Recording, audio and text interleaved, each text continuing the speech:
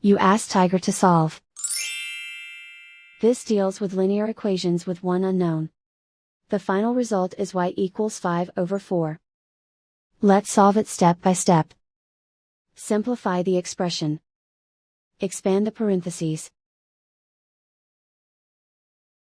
Multiply the coefficients. Simplify the arithmetic. Group like terms. Simplify the arithmetic. Group all constants on the right side of the equation. Subtract 5 from both sides. Simplify the arithmetic.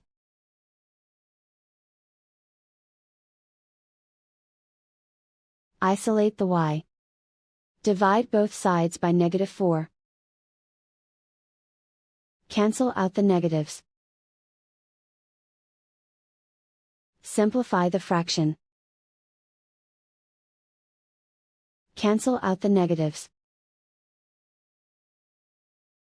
And so the final result is y equals 5/4.